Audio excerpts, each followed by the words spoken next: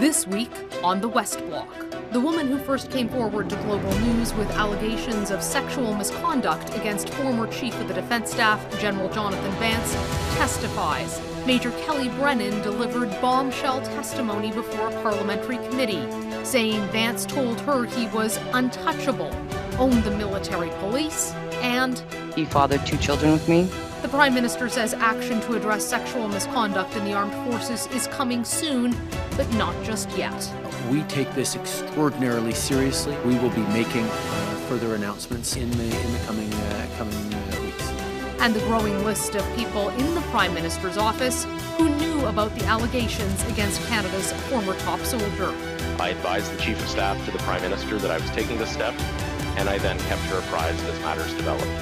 For the first time, Deputy Prime Minister and Finance Minister Chrystia Freeland sits down to talk about this issue. It's Sunday, April 25th. I'm Mercedes Stephenson, and this is the West Block. Events in Ottawa over the last week have ranged from the historic, with the high-spending budget, including a $30 billion national childcare promise, to the shocking, in the form of testimony at parliamentary committees looking into military sexual misconduct. The women who broke their silence with Global News now testifying on Parliament Hill. Major Kelly Brennan stunned a parliamentary committee, telling them that General Jonathan Vance was the father of 2 of her children and has never paid child support. She also raised questions about the independence of the military police force investigating both Vance and Admiral Art MacDonald. General Vance always told me that he always had them under control. Then the Defense Committee was told that knowledge of the 2018 allegation against General Vance went right to the top of the Prime Minister's office. I advised the Chief of Staff to the Prime Minister that I was taking this step, and I then kept her apprised as matters developed. At the center of the debate, a woman, her identity unknown, who received that notorious email allegedly from Vance, who vastly outranked her at the time, referring to a clothing optional vacation destination. Questions about why her name was not revealed by the military ombudsman and whether Defense Minister Harjit Sajjan mishandled the allegations about Vance in 2018 have caused a political firestorm. On Wednesday, the woman broke her silence with Global News, and we published the email. The woman told Global she believes Vance was making an inappropriate joke, but also testing the waters with her. The woman told Global she went to the military ombudsman because he was duty-bound to protect her identity and she feared career reprisals. She wanted action, and she knew the ombudsman would have to tell the minister, who she believed would do something. But that never happened because Sajjan refused to accept the evidence, redirecting the ombudsman to the Privy Council office. Sajjan maintains he did the right thing by refusing to find out more and brought the allegations to proper authorities. Vance denies all allegations of inappropriate behavior and has denied that he is the father of 2 of Brennan's children. Vance has told Global News that if he did write that email in question, he would have meant it as a joke. Vance's tenure crossed both Conservative and Liberal governments. Concerns about his conduct were raised to both, including when Prime Minister Stephen Harper appointed him. The allegations against Vance and Admiral MacDonald have triggered a reckoning in the military and demands for change, as well as questions about whether the government did enough to protect the troops from sexual misconduct. Here to speak about this for the first time is Canada's Deputy Prime Minister and Finance Minister, Chrystia Freeland, who joins me now. Thank you so much for joining us, Deputy Prime Minister. I know this has been a very busy week for you with the budget and later in the week with the revelations about General Jonathan Vance that were brought up at committee. I want to start actually with that and to put the question to you. Did you know about the allegations against General Vance? No, I didn't. Do you think that when you were the Minister of Foreign Affairs, you should have been told about those? Because a number of security experts have raised the issue that these kinds of alleged secrets can make somebody vulnerable for exploitation, that it can be a security threat. And you were the one overseeing Canada's role in the world. Should somebody have told you about these concerns? You know, Mercedes, since this is my first chance to speak about this, I'd like to take a moment to just say a couple of things about the women who have come forward, if that's okay with you. Absolutely. And I would I just like to say to them, what you have done is incredibly brave and courageous. It's so hard to do. I think pretty much every woman knows that, if you have been in any of these kinds of situations, there's a fear of coming forward. And to have done that is a really, really brave thing. And I admire your courage very much. I would also like to say the testimony that we've heard at committee, for me, has been deeply, deeply troubling. It's clear to me, as we've heard from numerous reports in the past, that there are some deep problems in the Canadian Armed Forces with sexual harassment and with treatment of women. And that has to end. No woman should feel unsafe in her place of work, least of all the brave women who are defending our country. So I just wanted to say that to Canadians, to Canadian women, and especially to the brave women serving in the Canadian Armed Forces. And I do want to point out that in our budget, we have taken one of the many, many steps that are going to have to be taken to fix this big problem. And that is put some money on the table for the Canadian Armed Forces to do the work that needs to be done to be sure that this stops. And Deputy Prime Minister, does that include civilian oversight that reports independently to Parliament? Because the budget talked about the watchdog and the oversight, but the number one thing that all of the experts have said in this is that it's got to be outside the chain of command. The women have said that as well, many of them who've come forward. Is that something your government is willing to commit to today? So we said in the budget, exactly as you point out, Mercedes, that, it's $240 million, so that's going to fund a lot of things. One aspect of that will be an external system of review, and the Minister of Defense has committed to a deep, thorough, and independent review as well. But with all due respect, Deputy Prime Minister, it's been over 2.5 months. It's been almost 3 months, and your government won't tell us a timeline for the probe, won't commit to independent oversight that every single expert since 2015 pretty much has recommended. What is the holdup here? Because women are feeling like there's just no progress when I talk to them. Well, I think the women who serve in the Canadian Armed Forces are quite right to be raising the urgency of this situation. Not this situation, the urgency of the problem and the deep-seatedness of it. And I just want to assure them that we take it very seriously. Putting this measure in the budget is one sign of that seriousness. And there is a lot more to come, and that's necessary. Up next, a push for accountability. Will the government apologize to the men and women of the armed forces for not taking action sooner on sexual misconduct? My interview with the Deputy Prime Minister continues.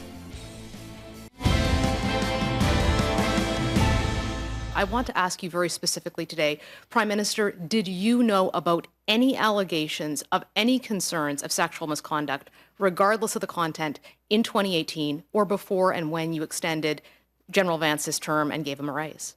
No. Welcome back. That was Prime Minister Justin Trudeau at a press conference last month. His office maintains he did not know about the allegations of sexual misconduct against General Jonathan Vance in 2018. But should someone have told him? More of my interview with the Deputy Prime Minister now. I want to ask you about the testimony of Elder Marquez on Friday. He's a former senior advisor to the Prime Minister. He revealed at committee that the Prime Minister's Chief of Staff, Katie Telford, was aware there was an allegation against John Vance. The Prime Minister says he was not told. Should he have been told? So it's Friday afternoon, Mercedes, and I haven't had a chance to fully or carefully even review Elder's testimony.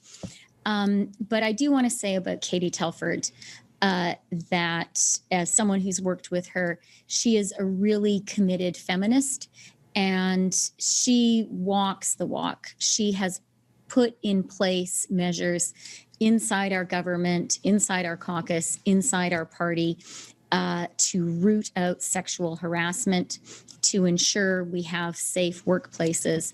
And I know that's something she's deeply committed to. So if the Prime Minister's Chief of Staff was aware of this but never raised it with him, you don't think that's something he should have known about? As I said, I think it's important for everyone to appreciate how committed Katie Telford is personally to these issues. In terms of the handling of the issue, these are very difficult issues to handle, especially when there are questions of confidentiality and the due process that everyone deserves. And while I had no knowledge of this, I have a lot of confidence in the people who handled this difficult situation. And yet, Deputy Prime Minister, none of them told the Prime Minister, apparently. None of them brought this to him when he was making the decision to keep General Vance in the job, making him the longest-serving Chief of the Defence Staff in Canadian history. That spanned a time during which Major Kelly Brennan says they were having an inappropriate relationship for 2 more years beyond that. The Chief of Staff to the Minister of National Defence, the Chief of Staff to the Prime Minister, the Minister of National Defence, the Clerk of the Privy Council, a senior advisor to the Prime Minister, and yet nobody put this on the Prime Minister's radar. Doesn't it seem like something, in your opinion, he should have been aware of when he was making some of these decisions? The most important conclusion I draw from all of these revelations is we have some deep problems in the Canadian Armed Forces. We need to get to the root of these specific allegations, and that is very important. And we also need a systemic solution because young women who want to serve their country need to know that they can do that safely. And, you know, one of the things that has been the most moving for me in the testimony of the really courageous women who have come forward is how, notwithstanding these horrible things that they've told us about, they've also talked about their deep commitment to serving Canada, their deep commitment to the armed forces, and the deep satisfaction that they've gotten from that. And we have to make it possible for more women to serve, and they have to be able to serve in safety.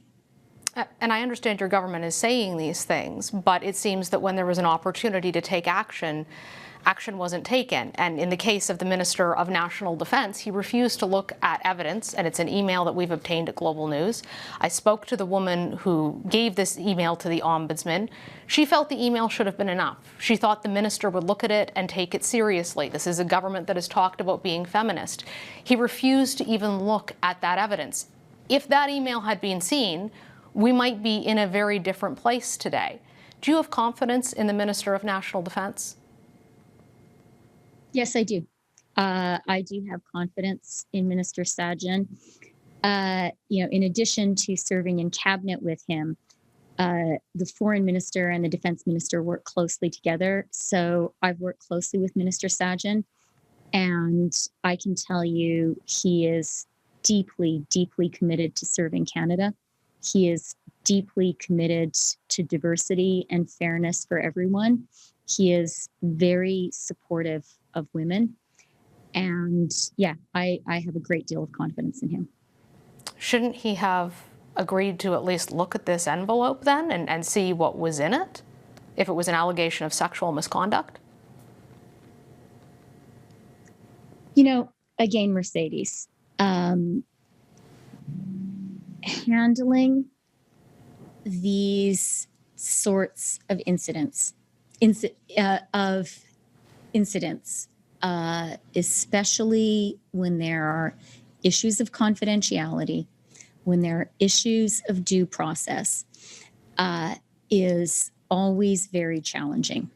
I wasn't one of the people directly involved, but I do know from my own experience how challenging these situations are. But is it that And I do challenging to have just accept an confidence- and I have envelope and at least confidence in look the at people it? Well, I have confidence, Mercedes, in the people who took the decisions in the moment. I have confidence in them as people. And the thing I have so much confidence in is these are people, every single person you've mentioned is someone who cares deeply about women, who cares deeply about safe workplaces, and who cares deeply about serving Canada. Now, having said all of that, I also really agree with you. And I commend your journalism because you are one of the brave women who has brought this to light. I do believe that we need a deep and thorough and independent investigation of everything. Minister Sajjan has committed to that. And I think that will be an important step too. And, you know, the budget is a further, not just indication, but concrete step showing our government's commitment to set things right and to really transform the Canadian Armed Forces in its treatment of women, in its treatment of sexual harassment. It's got to stop. Minister, do you think that at some point your government will apologize to women that people didn't take more action at the time? You know, Mercedes, I actually think that no woman should be sexually harassed in her workplace. No woman serving Canada should be sexually harassed while doing that. And I'm happy right now today to apologize to any woman who was sexually harassed while serving her country. Deputy Prime Minister Chrystia Freeland, we appreciate your time today and discussing this topic. As a woman who's been on the forefront for this government, we appreciate the chance to talk to you about it. Thank you so much. Up next, the global spread of COVID-19, tighter travel restrictions and variant outbreaks. An interview with a top advisor at the World Health Organization.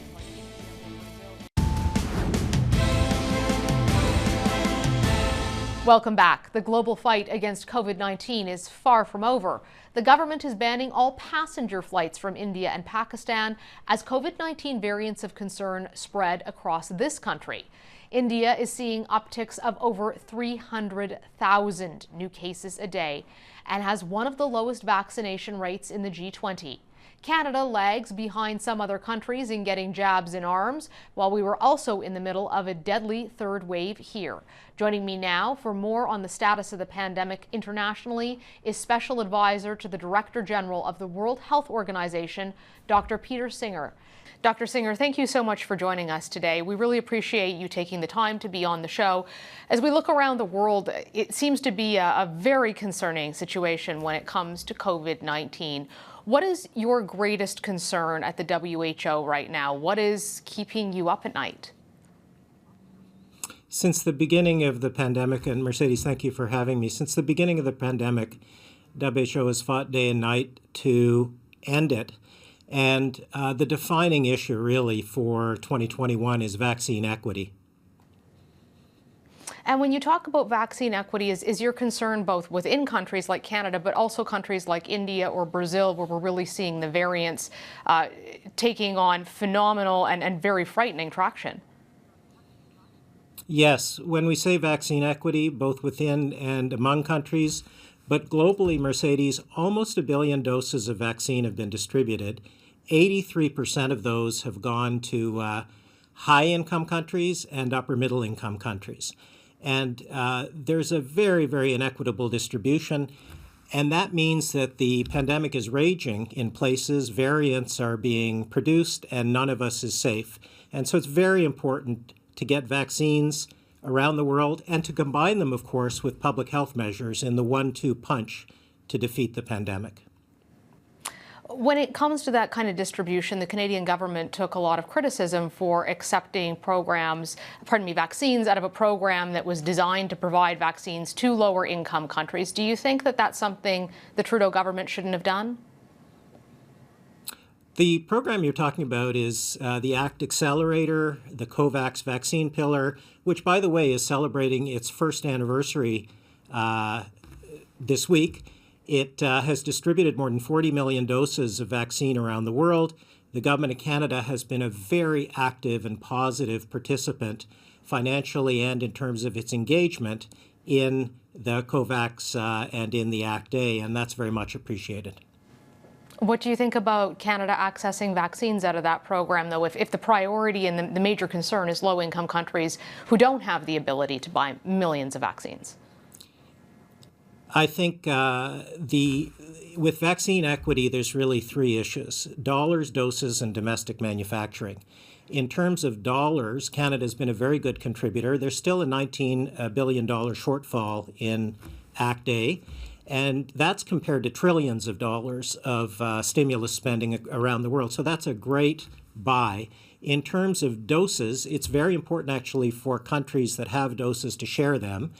France recently announced that it would start sharing doses, because it doesn't matter if you have money if you don't have vaccine doses to distribute. And then finally, vaccine manufacturing domestically, at least at the regional level, which is an issue for Canada and for every country around the world. For example, in the budget, there was money for domestic biomanufacturing in Canada, and that's an issue for every country around the world, including regionally in Africa, because ultimately self-reliance leads to interdependence and solidarity. And so domestic manufacturing in the mid to long term is just as important as dollars and doses.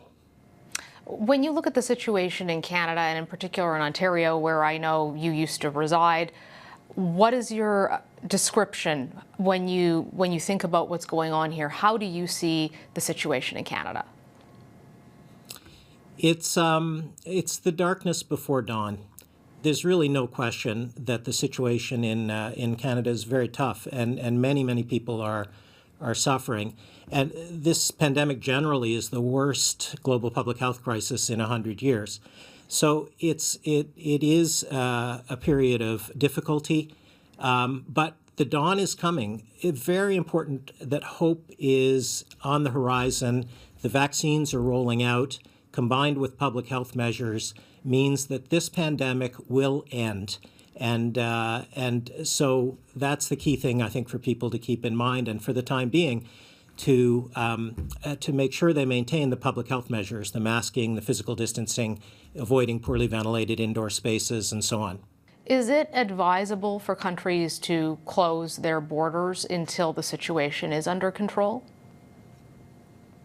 That's a decision for national governments. WHO provides guidance under the international health regulations. The criteria are that those border closures be time-limited and risk-based. Dr. Singer, that's all the time we have for today, but thank you so much for joining us. That's all the time we have for this week on the West Block. I'm Mercedes Stephenson. We'll see you right back here next week. In the meantime, stay safe and stay healthy.